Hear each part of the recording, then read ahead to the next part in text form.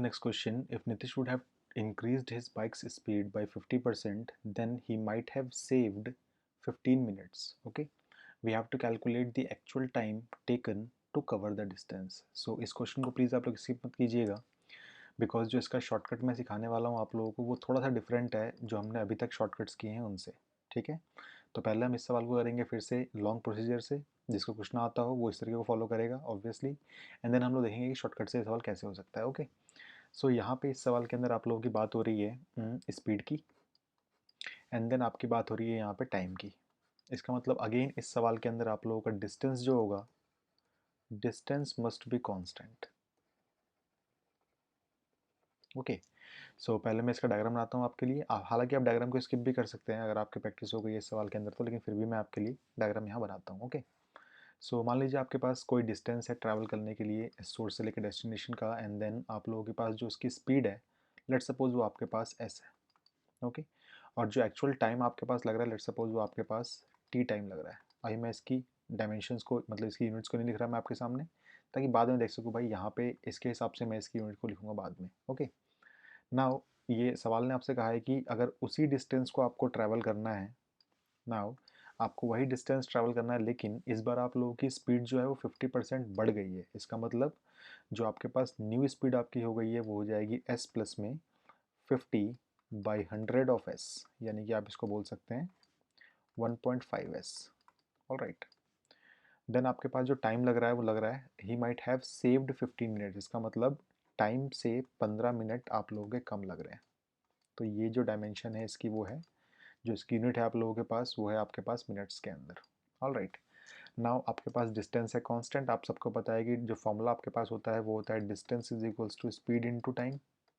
Okay, distance आप लोगों के पास कांस्टेंट है, इसका मतलब आप ऐसा बोल सकते हैं इस फॉर्मूले के हिसाब से जो मैंने आपको शॉर्टकट में भी सिखाया था फर्स्ट वीडियो के अंदर, वो आपके पास हो सकता है S1T1 is equals to S2T2, या फिर डायरेक्टली मैंने वहाँ पे फॉर्मूला लिख दिया होगा आपके साथ ऐसा कुछ, S1/S2 is equals to T2/T1। याद रखिएगा इस केस में आप लोगों के पास जो स्पीड होती है वो इन्वर्सली प्रोपोर्शनल टू टाइम होती है।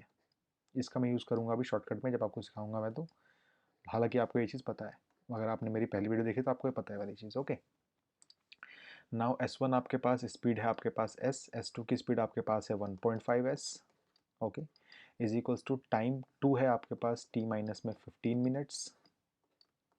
Okay, and then divide by first time आप लोगों के पास T है, तो मान लीजिए कि ये भी आपके पास मिनट्स में ही दिया हुआ है। ओके, नाउ S से S हो जाएगा कैंसिल आउट, यहाँ पे 1/1.5 is equals to T minus में 15/T। आप इसको सॉल्व ऐसे कर सकते हैं, फिर भी मैं आपके लिए सॉल्व कर देता हूँ इस सवाल को। सो ये हो जाएगा आपके पास T is equals to 1.5T and then minus में 15 इंटू 1.5 आपको करना है। सो लेट सपोज मैं इसको सॉल्व ही नहीं करता, लिखता हूँ मैं यहाँ पे 15 इंटू में 1.5।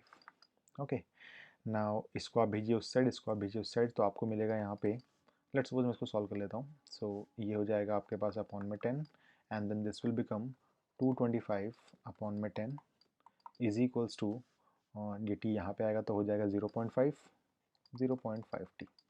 सो I can say t is equals to 225/10 and then into में 0.5 का मतलब मैं इसको 1/2 बोल देता हूँ। ओके, नाउ ये हो जाएगा आपके पास 5, ये हो जाएगा आपके पास 4 and then 4 and 5। Okay, so T equals to आपके पास हो जाएगा 45। 45 क्या, 45 मिनट्स या 45 आवर्स, तो आपने यहाँ पे मिनट्स में इसको कैलकुलेट किया है, सो आपके पास यहाँ पे 45 मिनट्स आप लोगों का आंसर यहाँ पे इवेलुएट होके आ जाएगा। ऑल राइट, ये आपके पास लॉन्ग प्रोसीजर है। अब देखिए इसको मैं शॉर्टकट से कैसे करता हूँ, याद रखिएगा इस सवाल में आप लोगों की बात हो रही है स्पीड की और टाइम की, इसका मतलब आप लोगों का डिस्टेंस जो है वो कांस्टेंट है।